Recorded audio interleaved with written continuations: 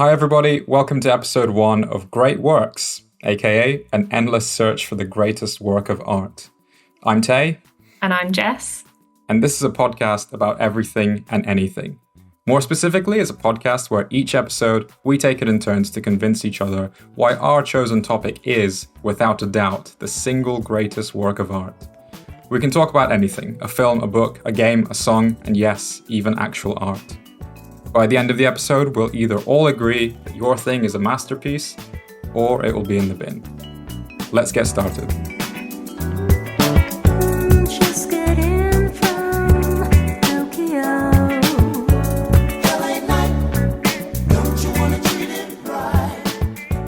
So, the very first episode of Great Works, and I have chosen the topic of this first episode. And the topic that I've chosen as one of the greatest works of art is a piece of music. It's a piece of classical music. I've chosen it because of all the various works of art out there, I am a big musical fan of all sorts of music, but I love classical music and I really love choral music. Choral music being obviously when you have a big choir singing, it's so varied and it can be so beautiful. So the piece of the work of art that I'm choosing for this first episode is a piece by a Russian composer called Sergei Rachmaninoff. You've probably heard of him. And the piece itself is a choral movement that's part of a really large choral piece that is a religious piece of music. A lot of choral music draws its inspiration from religion.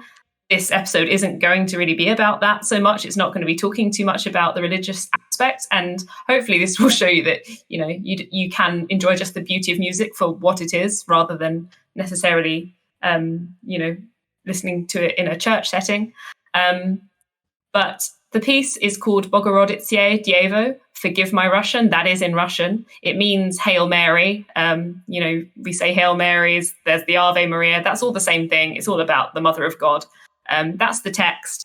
But to be honest, I'm listening to some Russian text, so it doesn't mean that much to me. But what I want to talk about why this is the greatest work of art is I think it is profoundly beautiful as a piece of music.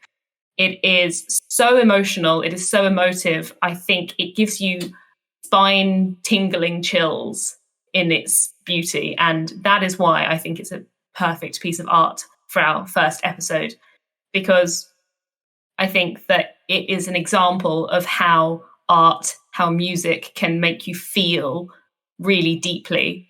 And this is my argument for the greatest work of art. I like that. You definitely pitched it to me. I think you were like, you have to listen to it with headphones and it's spine tingling. That were your two main arguments, like for how we should be approaching this. Yeah, I mean, do you want to like dive into it, or do you want me to give you my first impressions as someone coming into it with very, very little musical knowledge around like classical music in general, or around kind of like choral music, anything Rachmaninoff? I mean, it's totally up to you. You're convincing us. Yeah, sure. I mean, I suppose to give a bit of background, I am a classical singer, and I've been trained classically, and I've sung in lots and lots of choirs, and I've performed this piece before, and that was one of the reasons that I wanted to pick it, because it means a lot to me. But I thought it was a piece that you, Tay, and listeners would be able to appreciate, even if you're not musical. And I will, throughout this episode, hopefully convince you of that. I guess first things first, there are a number of recordings that I recommended you listen to, Tay, in advance. And if any listeners wanted to stop and listen, they could. The recordings are either the ones by Tenebrae or by the 16, or there is a really, really good recording on YouTube by a German choir, which I'm going to butcher the pronunciation of, which is MDR Rundfunkchor, which is a choir. And we'll put a link in for anyone who didn't quite catch that. Yeah, exactly. So those are like my 3 recommended versions to listen to. And yeah, absolutely, you've got to listen to it with headphones in, because of this really amazing climax that is one of the best parts of this piece of music. But yeah, Tay, as a non-musician, tell me what your first thoughts were about this piece. I think I may have slightly sold my self short, and in the interest of not misleading anyone who is listening to this, I don't want to say I am a complete musical novice. Like I did play the violin for a little bit of time, so I'm coming into it with a little bit more knowledge. But yeah, absolutely, me and you are on like kind of opposite ends of the spectrum.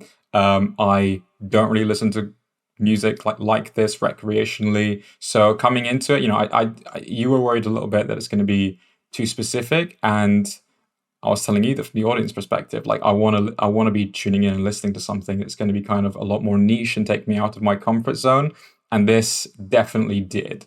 So when I first loaded it up and saw that it was one part of a Russian Orthodox, I don't know what you call that, Russian Orthodox composition made up of kind of Russian chants, I was a bit puzzled, but I listened to it.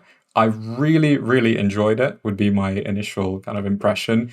I was surprised. It was quite succinct. Like I was expecting it to be a lot more, from the description you gave, I was expecting this like epic, I don't know, hour-long piece. And of course, if you take the whole all-night vigil, then, I don't know if it quite runs all night, but I'm sure it runs quite long. And I have since then gone back and listened to the rest of it, and we can talk about that in a second. But as kind of like a contained piece of art, I really, really enjoyed it. I'm not sure I've picked up on all the nuances yet. Like that first time you sent it to me, I think about 2 weeks ago now, I listened to it about 6 or 7 times in a row. And I definitely was picking up on like more and more like subtleties inside it. And obviously like the climax is pretty hard to miss. And that's kind of, yeah, the moment that I guess sticks with you and is probably most recognizable for people. But yeah, I have revisited it like almost on a daily basis since then, just to see how my impression of it changes over time. And I do have some questions and things I want to ask you, and we'll get to that. But overall impression, first impression, really actually quite approachable for the type of music it is. I'm not sure if I'm quite a convert and I'm going to be listening to other choral pieces, in my spare time, but maybe you can convince me otherwise. Yeah, no, that's fair. I think that's positive, and that gives me enough space to try and convince you how great it is. But yeah, you were sort of saying about how it was quite succinct, and you were expecting something maybe a little bit more complex, a little bit grander. Actually, I think the simplicity of it's very simple for Rachmaninoff and for what he does, but I think that kind of adds to the magic of it. It's very quiet at times. The dynamics, i.e. the volume that Rachmaninoff uses, is one of the most powerful things. And some of those really quiet opening parts are what leads it to be so reflective. It's reflective and it's meditative in some ways because of that. The melodies are simple. They kind of move up quite gradually in tones, usually in tones of 3, and they create these really long arching legato lines. Legato just means it's very smooth and very fluid. And it creates this kind of really sustained kind of movement that's very quiet and very reflective and very meditative. And after that initial beginning part, it moves on to something where the basses are the lowest singers in the 4 part of a choir. I was going to ask you about that, actually. I hope you don't mind me interrupting. I was going to ask you, what is the makeup of the choir who sings this? Like, how would you even describe it to someone like me who doesn't know the first thing about a choir? So that the recording that you sent to me, you sent me a few examples of them. I've seen anything from, I think it was 8 people singing it, to obviously the one that we're looking at now, the from the Octavism channel on YouTube, which is another good one. It's a whole ensemble. Is a whole lot more than 8. So Can you just break it down, like for anyone who doesn't know? Yeah, so it's conceived of for four parts. That's how most choirs are made up, with the four main parts. That's male and female singers. The top part, those that sing the highest, are sopranos, and then down from that you have the altos. You can have female and male altos, and then the next one down there is a tenor, and that is like a high-ish male voice, but not as high as an alto. And then finally, the bottom part is the bass part, and that is the lowest male voice. And within this piece, it starts in four, but then it splits, and the individual parts split into multiple parts. So I think at most there's only ever 6 different melodies going on at the same time. But at various points, each of the parts split into 2. So you'd have 2 sopranos possibly singing different notes. That's pretty standard. The recordings that you mentioned, that some of them were 8 people, that's basically 1 or 2 people to a part, which is not very regular in a choir. That's a very small, like, tight group, and that means that their sound is very different. They tend to be very attuned to each other, and their sound has to be very, very pure, because they need to blend really well to each other, because you stick out if your voice is too distinctive in that group. Whereas the other recording that you mentioned, where there's a big choral ensemble, that where it creates a very different kind of sound. It's a lot richer, and you can get this, especially if it's recorded in a church, you can kind of get this beautiful kind of clashing of all of the different voices that just sort of melts together in a really beautiful, rich, deep way. And I see pros and cons with both of them. I think the really quiet beginning, early parts of this piece that I mentioned as reflective and meditative sounds really, really brilliant with those small ensembles like Tenebrae and the 16 are the 2 quite famous choirs who sing in those smaller 1 or 2 people per part. But the really big choirs, I think that's how Rachmaninoff intended it, because there is a richness to those kind of makeup to those kind of choirs. And what's really wonderful about those recordings is the crescendo in the middle, which is the climax that I mentioned earlier, just hits you so much more aggressively. And if you imagine yourself in this church that's made of stone, and this powerful noise just hits you and then reverberates all around the stone and echoes, it's just really that's the spine tingling moment. It's just really, really emotive, and it really shocks you in its volume. But one thing to note is that I think that the recording equipment that we have can't capture that, really. And I think that that's why those smaller ensembles sound a bit better when you're listening to them, even in headphones, because really, for those really large choirs, the sound is so intense and great and varied that you need to be in the room to really experience it, the way it sort of surrounds you.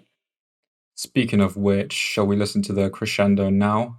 I'll fade it in. Yeah, absolutely. So, yeah, let's listen to it now. And once we've heard that, I might just explain why, if you do get chills, I might just explain why that is.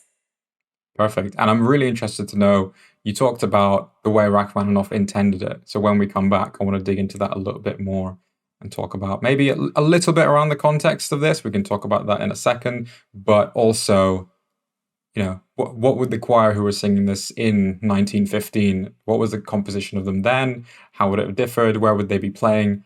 Let's talk a little bit around that too.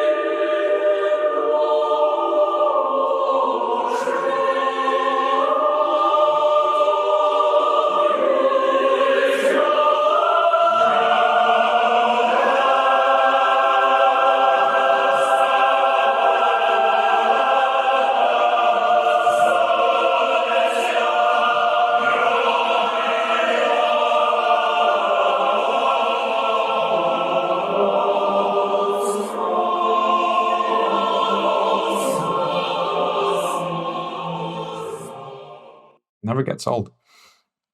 I've listened to it so many times and it still gives me chills. So, Jess, why is that? You're gonna, tell us from a biological standpoint. Yeah, definitely. Oh, okay. So, no, I will. Get ready.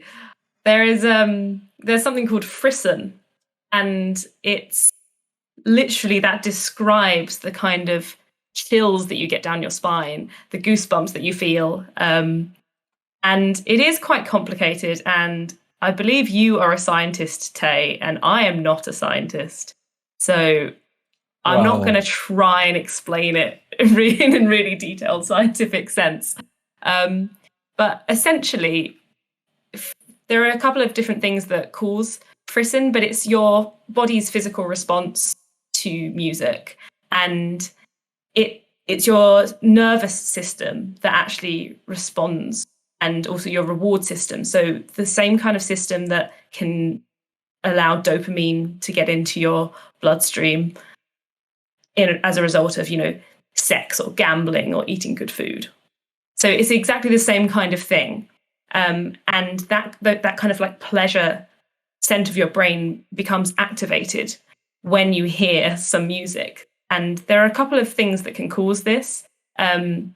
Sometimes it's the emotional context of the piece. So if you perceive the piece as sad or happy or romantic, that can cause it. Sometimes it's the environmental context of the piece. So, for example, if you're listening to a piece in a movie and there's some music in the background and the movie's really emotional, that can trigger it as well. But in this instance, the third sort of theoretical thing that causes this is kind of violations of your expectation. So you're expecting the music to go a certain way, and then suddenly it doesn't do that, and it does something different. That might be a change of pace, tempo, a key change, something like that. In this instance, it's volume. This is the only forte, that means loud, part of the piece. Every other part of this piece is quiet. The beginning, that second section just before the main crescendo, and then the ending is all quiet. This is the only bit that's loud.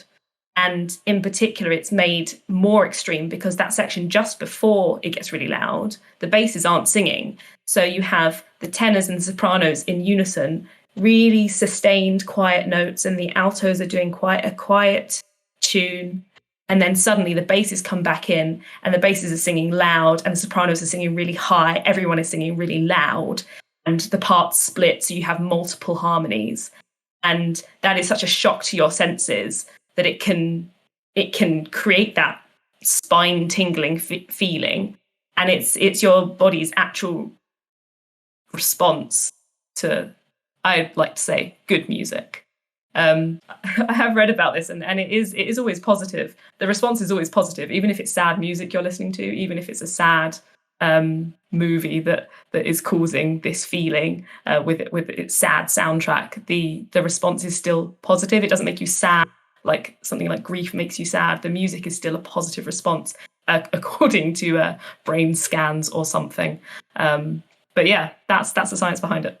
That is super interesting. There was two things I wanted to pick up on. Like while you were talking, I was desperately trying to think of like, okay, what is it that makes that happen for me? What gives me that reaction? Or can I think of like notable examples? And I think I could probably think of like songs in isolation. But then when you mentioned the movie, like the thing that immediately came to me, have you seen La La Land? Oh, I haven't seen La La Land. Okay, well, this is just going to be a spoiler, so I'm going to talk around it, I guess. So there's, you know the premise of La La Land, and it's a romantic comedy drama, and eventually, like, it seems to be going in the direction of the two people are getting to know each other, they find each other, and then you have the kind of the change of fortune in every kind of romantic comedy or drama where, oh no, they've suddenly fallen apart, they're never going to get back together. And again, not trying to spoil it, like La La Land quite cleverly subverts the expectation that you then have from then on. And the culmination of that is this like particular piano piece, and it's contextualized really well.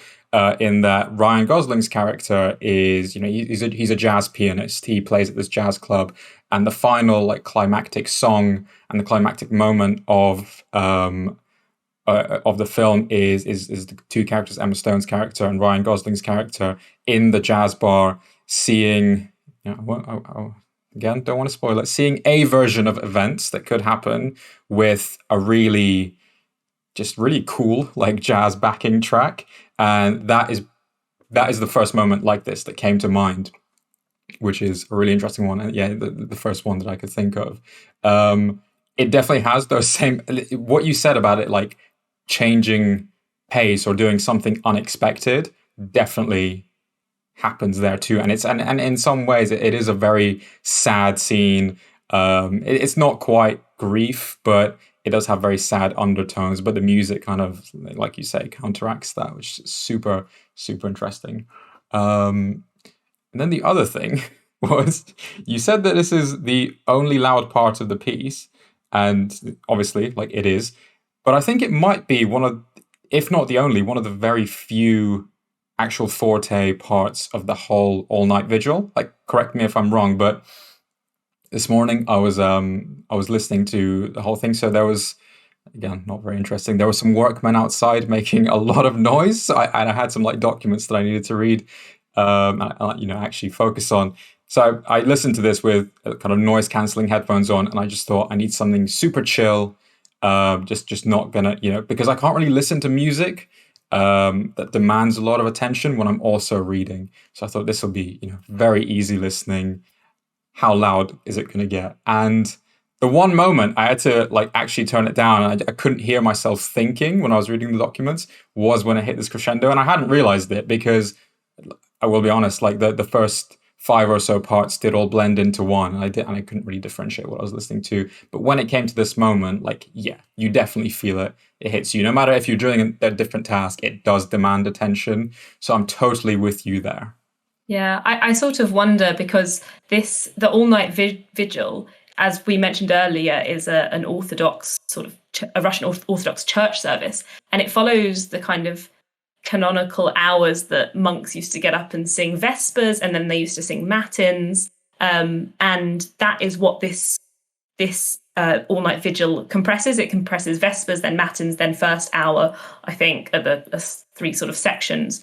And I sort of wonder, maybe the loud bit is meant to wake you up because you're getting up at, stupid o'clock in the morning to listen to some music for literally hours. So maybe it's meant to jolt you awake so you continue to pay attention.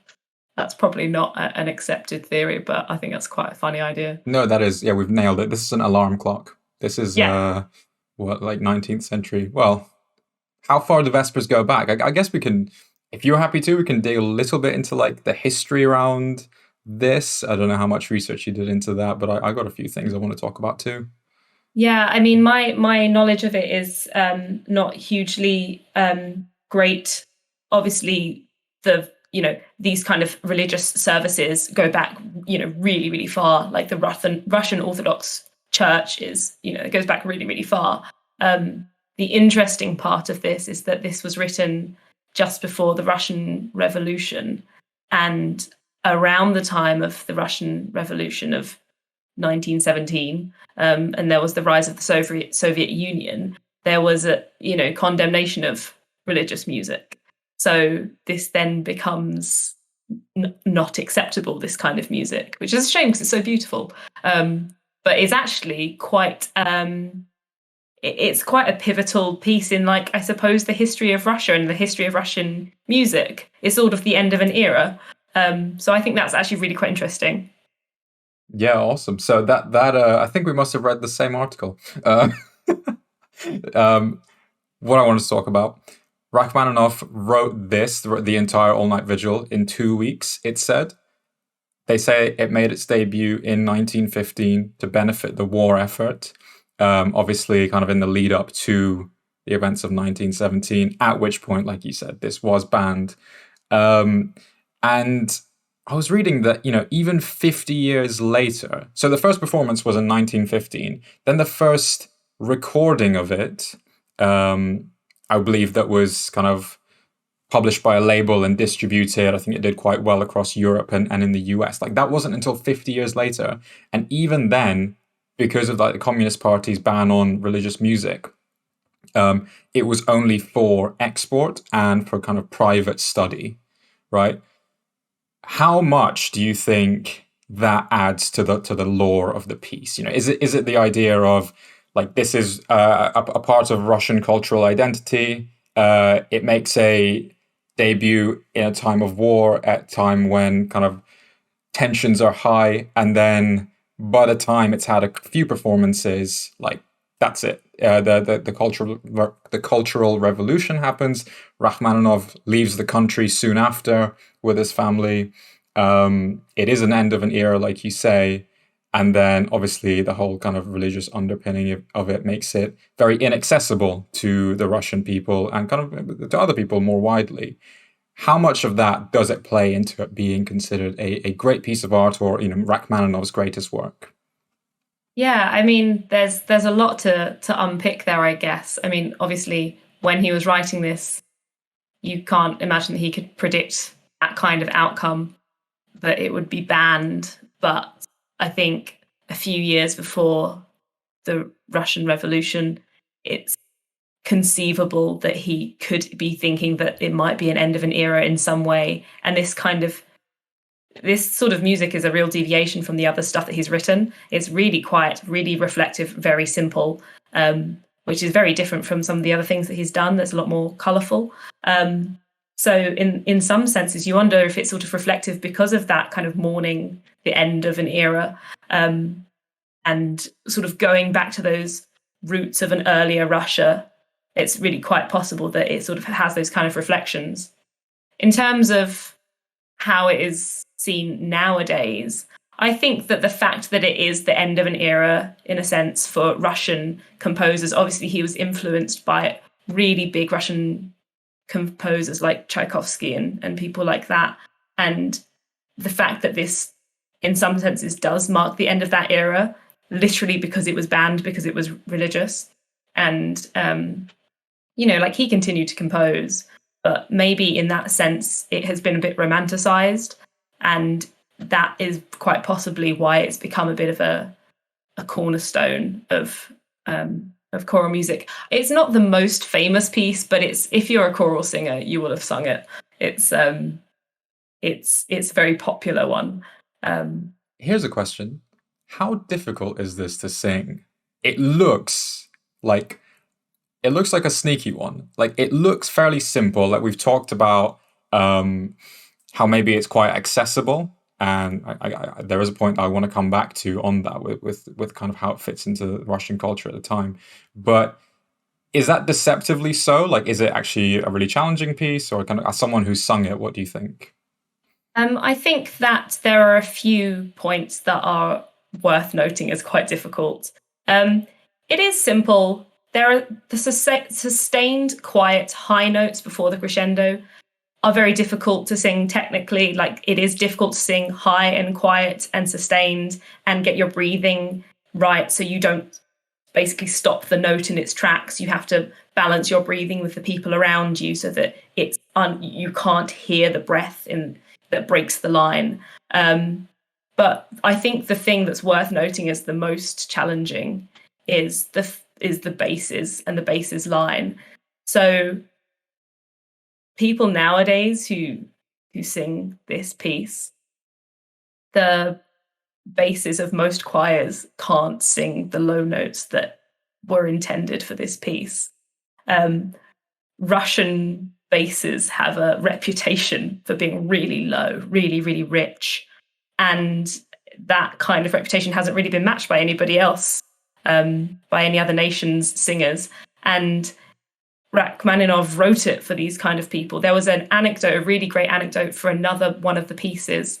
I'm not sure exactly how low it goes. I think that the recording we listened to, the lowest note in this movement goes down to an F1, which if you Google that, it doesn't sound like a human noise. It's really, really low. But there's another piece, I think, that goes down even lower.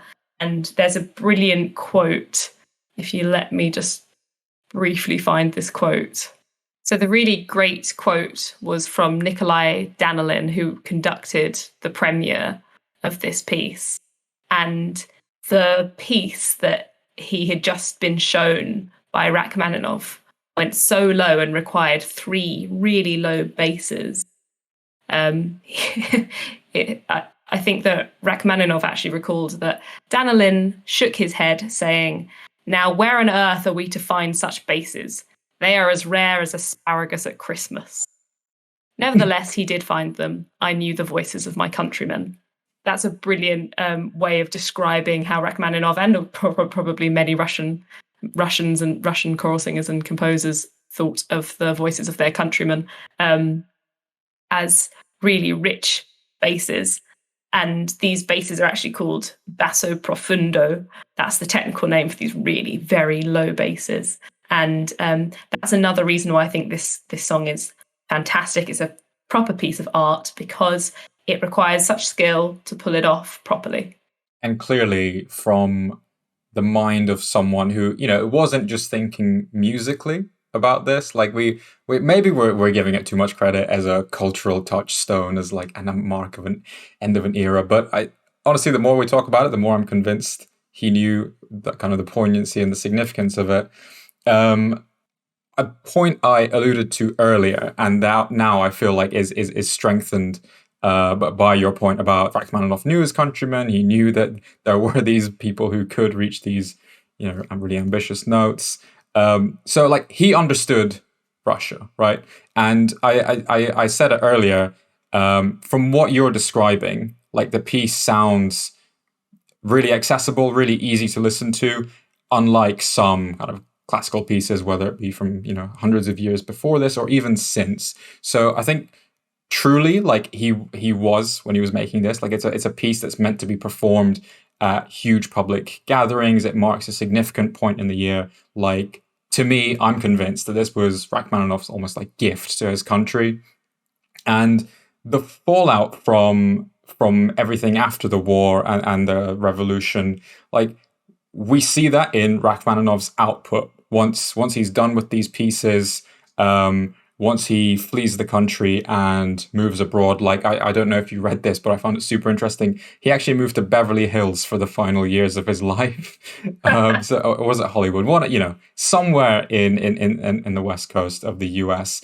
And his musical output, if you look at it, dropped majorly. So he was putting out a lot of pieces, obviously, while he was in Russia, while he was touring the Scandinavian countries. Still, his output was good with his family.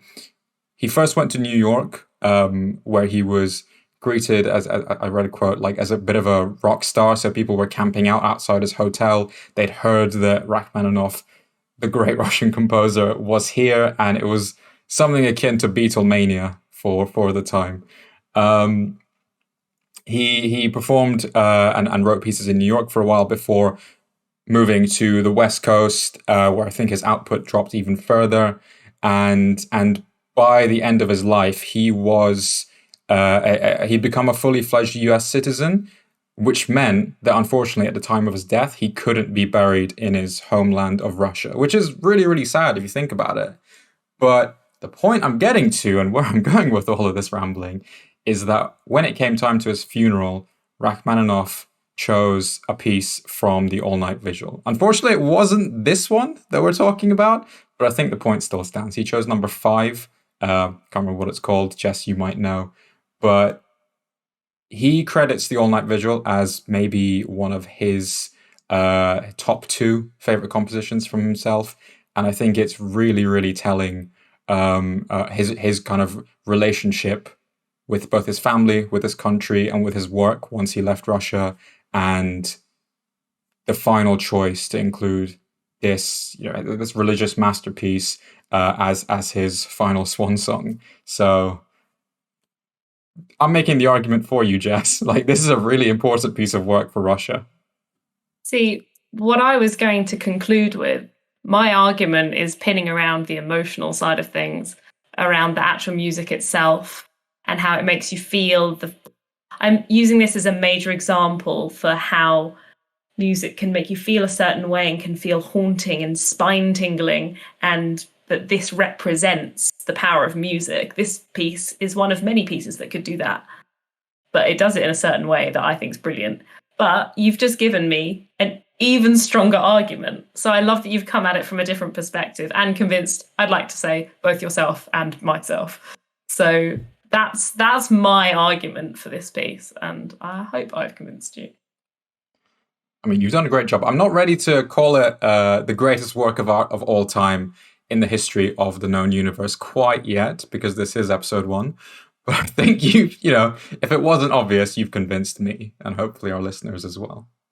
Excellent. So at least that means it's not going in the bin. Maybe it's not number 1 yet. We'll have to see. We'll have to listen to further episodes of the podcast to see if anything else can beat it. But it's not in the bin. It's safe.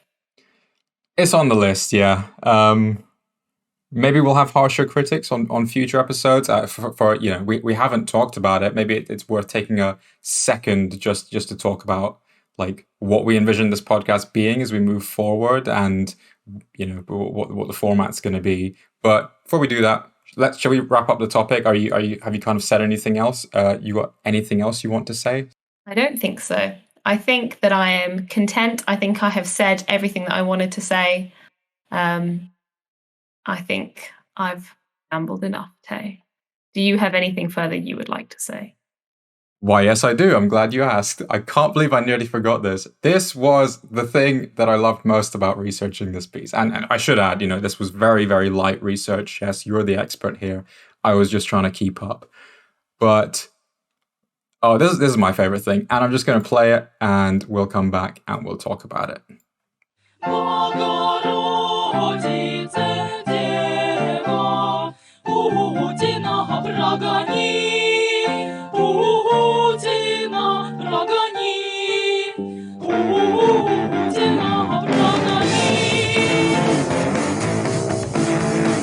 Черные рясы, золотые погоны, все прихожане ползут на поклоны, призрак свободы на небесах. И правда отправится вверх годов. Jess, do you want to hazard a guess at what that was? Well, obviously our listeners can't see the video, but the video involves women with like those kind of balaclava masks that people robbing banks wear, dancing lewdly in a rich-looking Russian Orthodox church. So I'm going to say that it was this song being used as some kind of protest. Exactly, yeah. So if anyone wants to go check this out, this is the song or the piece being used by Pussy Riot, obviously the one of the most famous kind of anti-government Russian protest groups. Some would, you'd argue they're a punk band first and a protest group second. This was their first music video that they put out. It's called Punk Prayer, or in brackets, Mother of God, Get Rid of Putin. It depends, translations vary, but it's something to the effect of Mother of God, Get Putin Out. And yeah, like I said, it's like Jess said, it's a video of them running around a Russian Orthodox church to a somewhat bastardized version of this piece and just being chased around by, seems like, the clergy from the church. And obviously the anti-Putin message is pretty strong.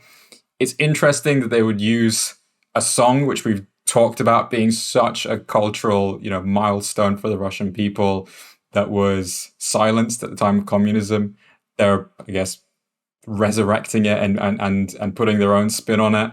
I'm not sure it quite stacks up to the original, but it was super interesting when I first discovered it, and I just thought it really bears talking about in terms of the influence that the piece is having even today.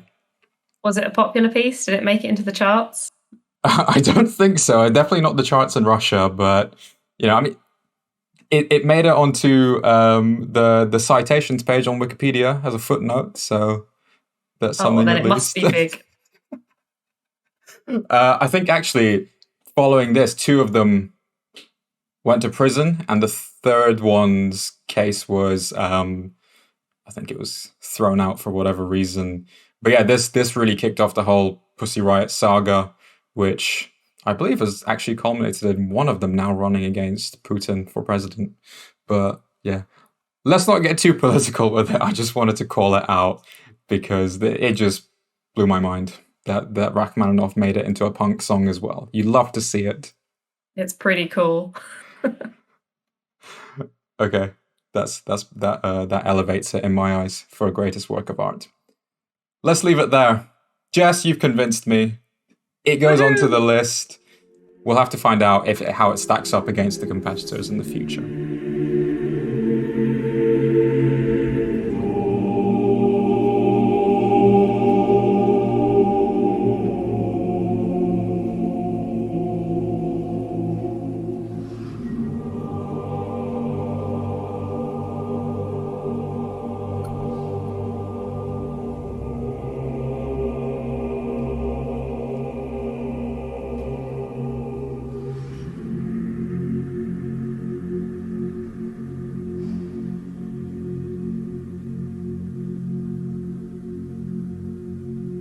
So now we'll move on to the final segment of this podcast, Art of the Week, which is where Tay and I both say one thing that we think has been a really wonderful piece of art that we have experienced in the last week. So suffice to say, this probably isn't going to be anything really major, but Tay, why don't you take it away and tell us your Art of the Week? Absolutely, and I'd just like to establish some ground rules. We're playing pretty fast and loose with definition of art for this ending segment. Don't expect it to be as focused as the main topics. For me, this week, I've been watching Succession. I'm a bit late to the party, so Succession is a HBO show which started in 2018. It's got a couple of seasons, and me and my girlfriend have been watching it in the run-up for season 3, which comes out in October. And I have to say, the hype definitely is real in this case. So I've been hearing about the show for the best part of 3 years now from different people about how, it's incredible. It's one of the best examples of kind of satirical or black comedy on, I guess, prestige TV at the moment. And I would 100% agree with that. It really holds up. Without getting too into the weeds, so Succession is a show about a media conglomerate family. It's loosely based on Rupert Murdoch and his shady dealings with his family. I won't go too deeply into it, but one episode that stood out for me in season 1 that I want to very briefly touch on, because I think it's an incredible example of a tyrannical character. So probably the most convincing tyrannical character on screen I've ever seen. So Logan Roy, who is the I guess the fictional world counterpart to Rupert Murdoch, is the head of this giant conglomerate. He's the CEO. And a plot point in, I believe, episode 4 is that he is being overthrown, as it were, by his own children in an attempt to take his media conglomerate away from him. That's not really a spoiler. You kind of see that from episode 1. But the writing is just absolutely incredible. The humor is so dark, but reflective of what I think people in these positions are saying. And it's perhaps the best reflection of like monarchy and tyranny and what that looks like, more so than Game of Thrones, than any other kind of other HBO dramas like Rome and the Tudors. If you love those shows, if you want to see fucked up people doing fucked up things and getting away with it, then Succession's your show. Give it a watch. Season 3 is coming out soon. Jess? I mean, I'm definitely going to give it a watch because I love HBO shows. So definitely, you've convinced me. My art of the week is nowhere near as nowhere near as highbrow as that analysis. And it shows the breadth of different arts that we can count in this segment, because my art of the week is a cocktail that I had at the weekend. What? Yep. My cocktail, which was so good that I thought it was a work of art, was an amaretto margarita. Break it down Hold for me. on to your socks. Break it down. So it's got most of the ingredients of a margarita. So you've got triple sec and you've got tequila and you've got lime juice, but you also have amaretto and cherries. And that's an amaretto margarita. And it was so nice that I thought it should make it into this segment. And you should all go out and try it and drink it while you're watching Succession and while you're listening to Rachmaninoff. That's what we like. We like to combine our forms of art here. Jess, where might one find this amaretto margarita? Well, I drank it in a bar in Cambridge, but you can also find a recipe online somewhere. Link below, I promise. Link below. Link below. Okay, that's it. Thanks everyone for tuning in. Next week's topic, probably 2 weekly. We're probably going to do these 2 weekly, Jess. Am I right? Yeah, I think we've committed to that. Okay, cool.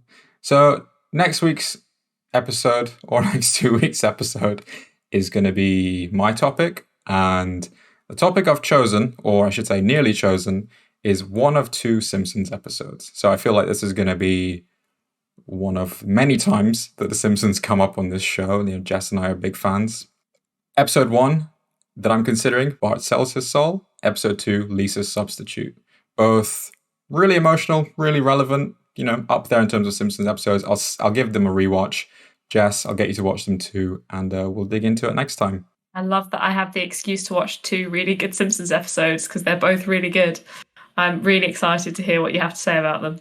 That's the whole point of this podcast, just doing things we want to do and giving weird opinions on them. Well, it's been a good first episode, Tay, and hopefully we will see some listeners again for the next episode. All right. Thanks, everybody. Bye. Just get in from Tokyo. LA night, don't you wanna treat it right? Tell me, cab driver, what is there to LA night, don't you wanna treat it right? No, you're not rambling at all. I feel like I'm rambling, and I think we're doing a good job. Okay, good. Let's cut this bit and put this at the beginning. I think we're doing a good job.